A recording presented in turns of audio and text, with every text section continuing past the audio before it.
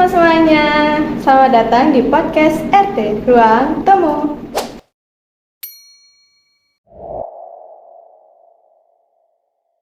Oke, perkenalkan nama aku Nitya sebagai podcaster yang akan mewawancarai narasumber kita pada hari ini. Yaps, kita kedatangan narasumber yang sangat spesial banget nih, yang dimana beliau alumni dari SMA PGRI 4 Denpasar dan pernah menjabat menjadi Ketua OSIS Angkatan 21. Kita sambut aja ya, yaitu Kak Adi Saputra. Halo Kak Adi. Halo. Gimana kabarnya hari ini?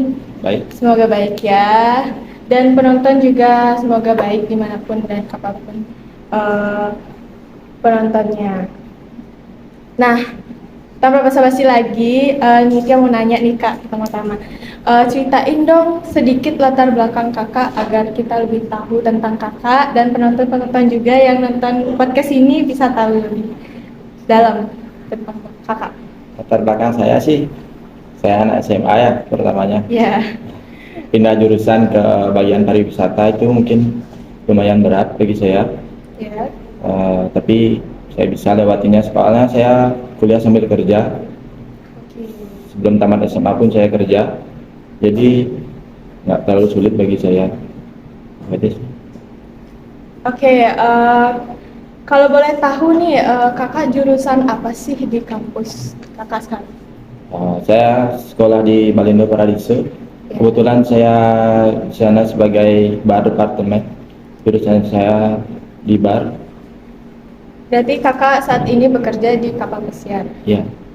Oke, kakak kan udah bekerja di kapal pesiar nih. Pengalaman apa saja sih kakak di kapal pesiar yang pernah kakak gini kan? Apa namanya?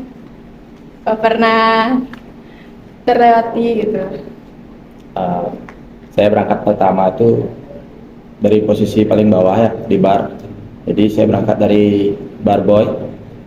Saya sampai sana langsung dikasih megang bar. Lebih spesialnya sih itu setelah 4 bulan saya dapat promosi, kebetulan ada kosong di asisten bartender, jadinya saya naik posisi ke asisten bartender. Itu aja sih pengalaman saya. Oke, kalau motivasi apa sih yang kakak untuk kerja di kapal pesiar?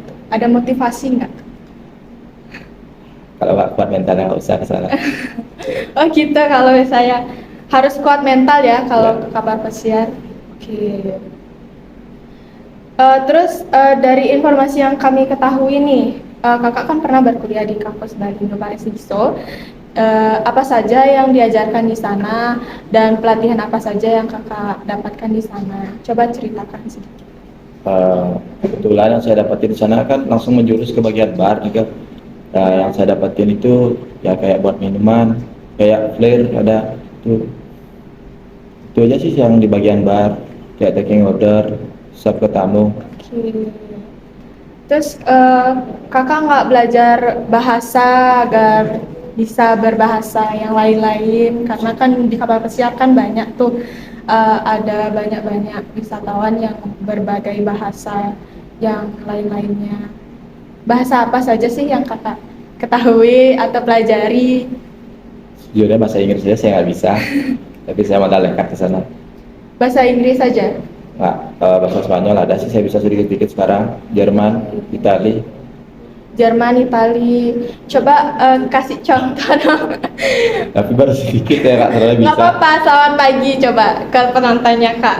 Saya udah lupa loh. Oh gitu, udah Ya, lupa. udah sebulan nggak lebih, apa-apa. udah. Oke. Sebelum itu nih, sebelum ke kapal pesiar, persiapan apa saja sih yang kakak siapkan sebelum ke kapal pesiar? Itu semuanya saya siapin sendiri sih ya. Dokumen yang pertama, Oke. dokumen, mental yang pertama. Mental. Sebelum berangkat mental harus kuat. Yang kedua dokumen. Oke. Terus itu barang-barang yang diperlukan ke sana. Soalnya saya ngurus dokumen sambil kerja. Itu yang pertama. Terus dokumen sambil kerja. Nggak ada campur tangan orang tua. Berarti Nggak- mandiri ya kak? Ya. Nggak ada pakai calo. Oke. Saya ngurus sendiri. Itu sih. Itu aja ya.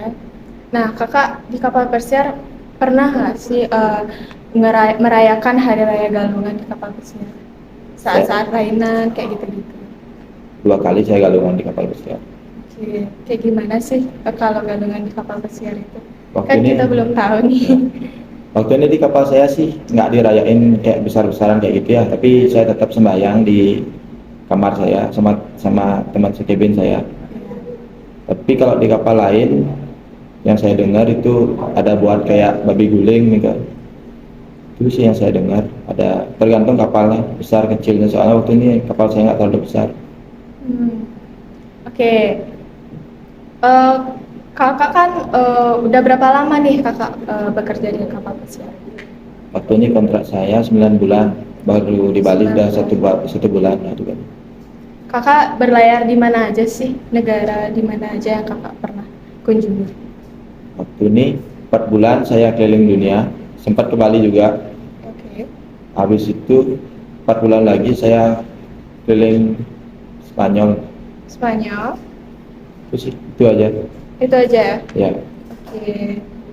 Terus coba sedikit ceritakan dong apa saja kendala yang kakak alami saat bekerja di kapal pesiar. Mungkin ada kendala yang kakak alami di kapal pesiar. Kendala pasti ada ya setiap bekerja dia. Tapi buat saya sih itu nggak kendala, soalnya kerjaannya saya sukain. Oke. Jadi saya have fun aja sih jalaninya semua itu. Juga kan banyak di sana orang Bali juga banyak. Nah, apa lagi ya? Ceritakan apa tuh namanya? Kakak pernah mengalami kejadian horor nggak sih di kapal pesiar? Pasti ada dong. Ceritain sedikit dong kak. Yang dengar-dengar sih ada yang pernah meninggal di sana. Tapi sebelum saya ke Oh, ada sana pernah sih meninggal. ya. Tapi kamarnya nggak pernah dipakai, itu tamu sih. Oke. Berarti nggak horor-horor banget ya? Nggak serem banget? Meninggal, nggak serem. Nggak sampai dicari gitu, nggak kan Nggak. ya kak? Eh, terus kakak bisa menguasai apa aja sih? Skill-skill apa aja sih di kapal siar itu? Skill saya cuma satu sih ya. Saya nggak punya skill banyak. Orang saya jadi bartender di sana. Jadi cuma buat minum aja skill saya. Oke. Terus kalau di kapal pesiar tuh kan kalau misalnya nggak sibuk nih kak, internet di sana tuh sinyalnya bagus atau gimana gitu? Kebetulan 6 bulan sebelum saya pulang itu masih gratis internetnya. Jadi masih enak pakai wifi. Terus itu 2 bulan sebelum pulang mulai bayar internetnya karena salary-nya juga naik. Jadi dia naik buat bayar tuh internetnya. Oke. Terus nih kak, kalau sebelum bekerja di kapal pesiar nih kak, berapa lama sih kakak eh, waktu belajarnya untuk nambah-nambah skill kayak bahasa itu berapa lama sih? Kalau boleh tahu. Kebetulan dari tamat SMA saya udah kerja tuh jadi barista sih ya. Sampai kuliah saya kerja sebentar sambil kuliah. Karena saya menurut saya itu mengganggu kuliah sambil kerja, ya udah saya stop dulu kerjanya selama 6 bulan. Habis itu saya kena corona. Saya nggak kerja di pariwisata itu, saya kerja sebagai, kalau boleh dibilang kerja kasar lah ya, apa aja saya ambil waktu corona itu. Habis selesai corona, saya kembali lagi kerja jadi barista di sebuah restoran. Setelah itu kena juga efek corona. Udah 1 tahun saya kerja di sana, kena efek corona. Saya kerja di Kuto habis itu sebagai bartender kebetulan di sana. Itu sih, itu cuma 8 bulan di sana. 8 bulan, dan saya juga udah ngurus keberangkatan itu 8 bulan udah sekalian saya berangkat langsung. Nah, sebelum kakak bekerja di kapal pesiar, apakah kakak bekerja di tempat lain? Ya, Di mana? di Kalau boleh Kuta tahu. Di Kuta. ya. Di mana lagi? Itu aja. Di Renon juga pernah. Oh, di Renon. Berarti di bar-bar di Kuta di Renon ya. Ya. Terus kalau misalnya pas pertama kali kakak di kapal pesiar tuh, gimana sih perasaan kakak? Apakah gugup, canggung ketemu sama wisatawan yang bahasanya banyak gitu? Itu dah yang kayak saya bilang, mentalnya harus kuat kan. Oh, Saya nggak bisa nggak bahasa, saya jujur bilang di sini. Saya nggak bisa bahasa sama sekali, tahu yes no aja. Tapi saya ikut kursus ya, sambil kerja waktu ini.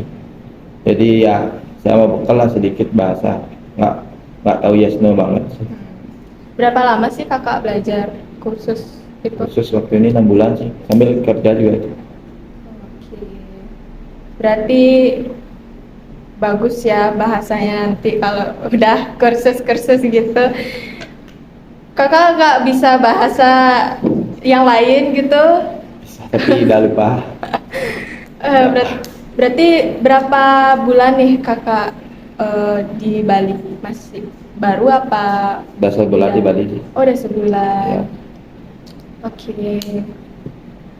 Nah, kegiatan di Bali ini ngapain aja kak setelah udah bekerja di kapal pesiar? Kebetulan saya di Bali juga kerja ya, di Single Pin. Single pin, apa Ya. itu kak? Itu kayak beach club Oh, bisnis. ya, Di mana kak? di Uluwatu. Uluwatu. Wow. Oke. Terus kegiatan di rumah nggak ada ya kak? Tidur aja sih, karena di sana kurang tidur. Oke, tidur. Oh, berarti mentalnya harus kuat ya. Karena 24 jam apa berapa jam gini? Kerjanya sih 10 jam, tapi kan habis kerja tuh kadang-kadang nggak mungkin langsung tidur, pasti teman ada ke sana kan, ada ke kamar kayak mau ya, dunia orang cowok tahu lah minum. Oke, kakak pernah minum berarti di sana? Tak bartender. Iya, dapat tender, benar sekali. Nah, kalau ada nggak sih sesi istirahatnya kayak gitu-gitu? Pasti ada kan? Ya ada. Dan mungkin bakalan capek juga pastinya karena 24 jam bukanya kapal pesiar ya kan. Terus pertama kali kakak berlayar itu di negara mana sih kalau boleh tahu? Ini pertama kali saya, kalau nggak salah, Barcelona situ. Barcelona. Ya. Oke. Bisa nggak sih kakak nyeritain negaranya itu kayak gimana? Kayak- Kebetulan kan ada dua pilihan ya kalau di kapal kerja tuh, mau keluar apa tidur. Kebetulan saya lebih milih tidur. Oh, keluar ke kapal pesiarnya? Ya, atau tidur. Jalan-jalan gitu. Ya, atau tidur. Kalau saya keluar, saya nggak dapat tidur. Kalau saya tidur, saya nggak dapat lihat keluar. Oh gitu. Itu udah kebetulan. Cuman jam istirahat saya cuma 2 jam, jadi nggak mungkin saya keluar kan. Buat tidur aja udah kurang. Apalagi kadang-kadang di sana ada meeting juga, bar meeting. Ada juga yang namanya safety training. Itu juga kebentur sama itu, jadinya lebih baik saya tidur aja. Ya, sayang sekali ya nggak bisa lihat dunia yang lain, negara-negara lainnya. Nah, kalau di sana tuh suasananya kayak gimana sih kak? Kapal pesiar kan kita belum tahu nih kapal pesiar itu kayak gimana suasananya. Terus kayak gimana orang-orang di sana tuh? Suasana di sana kok dibilang sama kayak kalau kalian kerja di pariwisata, nanti tahu deh suasana gimana di pariwisata, sama dah kayak di sana di kapal pesiar. Cuma bedanya itu kan berlayar di lautan ya, itu dia bedanya sama kayak nyuci sendiri sih. Tapi ada sih yang pakai laundry man, ada di sana. Oke, boleh kakak ceritain nggak tentang kakak bekerja di sana tuh ngapain aja, kayak gitu-gitu. Terus ada kendala apa aja gitu di bartender. Saya kerja jam 6 harus sudah di bar ya, jadi biasanya saya buka bar dulu, itu saya bawa waitress satu, itu orang Bali juga kok. Jadi kadang-kadang saya bantu dia buat opening sessionnya dia. Saya ambil croissant kadang-kadang, soalnya saya kerja di coffee bar kebetulan. Habis itu aja sih, paginya tuh cuma jualan kopi aja dulu, nanti kalau udah saya balik lagi kerja baru jualan koktail. Itu aja sih kerjaan saya. Habis itu kadang-kadang saya ngelondri biar nggak bayar. Laundry ya. Di Ya. sana ada laundry ya kan? Ya. Berarti istirahatnya kakak tuh nggak kurang ya di kapal pesiar itu? Kalau dibilang kurang, enggak. Soalnya saya pakai kegiatan yang lain. Berarti kalau misalnya cuti misalnya di kapal pesiar ada cuti kan kak? Nggak ada. Nggak libur. ada. Berarti full. Oke, berarti nggak ada cuti ya? Ini ada cutinya. Berarti udah kontrakannya selesai, jadi cutinya di Bali aja Ya. gitu. Oke, berarti eh kakak ini harus siap mental juga kalau misalnya kapal pesiar kerjanya. Terus buat yang apa namanya itu ke kapal pesiar harus siapkan mental seperti Kak Adi Saputra ini ya Kak ya. Nah kakak bekerja eh, di tengah-tengah laut ya di kapal pesiar itu ada kejadian yang gini nggak sih apa namanya tuh sama teman-teman ada yang ngebully kakak gitu mungkin dan saya ada yang nggak suka sama kakak, gimana sih cara mengatasinya? Kalau di sana untuk di bagian bar nggak ada sih ya, semua kayak keluarga kayak gitu ya. Berarti Soalnya semua santai. pada capek di sana ya, jadi nggak tahu sih, saya orang tim opening soalnya nggak tahu tim closingnya kayak gimana. Itu sih jadinya. Sehari itu kakak dapat penghasilan tuh kan wisatawan kan ya, dapat penghasilan tuh berapa sih kak? Waktu ini cuma karena kru saya kurang bagus, Ya. ya mungkin dapat lah waktu ini sampai 30 euro lah, Oh 30 ribu tuh berapa tuh kak? sampai 500.000 Oh 500 ribu per hari kak? ya. Wow, per hari loh. Berarti sekarang udah banyak ya bu ya kakak. Sekarang Setelah itu kakak kan pernah nih menjabat menjadi ketua OSIS di SMA PGRI 4 Denpasar ya. Nah ceritain dong pengalaman kakak di SMA PGRI 4 Denpasar ini dulu. Pengalaman kakak itu menjadi menjabat ketua OSIS itu kayak gimana rasanya? pengalaman saya menjabat sebagai ketua OSIS ini itu ya cukup menyenangkan. Itu pengalaman pertama saya juga di organisasi, karena saya kebetulan tumben yang ngehandle orang banyak kayak gitu, sama ketemu orang banyak sih, kebetulan ketemu dari sekolah-sekolah lain, ketua OSIS sekolah-sekolah lain. Itu ketemu guru-guru lain ya dari SMA-SMA lain, masuk ke sosialisasi ke SMA lah, SMP lain juga.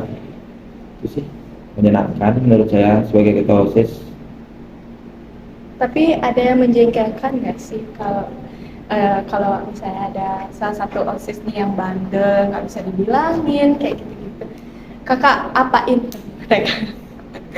Orang bandel pasti ada ya setiap angkatan. Iya. Setiap OSIS pun pasti ada orang bandel. Betul sekali. Tapi kan saya nggak bisa juga ngasih tahu terus-terusan, mereka udah besar. Itu apa saya kasih tahu terus-terusan, saya kasih tahu aja. Kalau nggak bisa kasih tahu, ya udah saya diemin. Itu apa saya ngasih tahu orang udah besar lagi. Oke. Berarti kakak nih dibilang tegas ya. Tegas banget sih kakak. Kakak gimana sih cara mengatasi agar kakak tuh tegas dalam menghadapi masalah dalam OSIS ataupun enggak OSIS? Kalau menurut saya sih ya, dulu di OSIS ada masalah, kalau orang lain nggak bisa nyelesain ya udah saya yang selesain, gitu aja sih. Sama kayak Gimana cara nyelesain?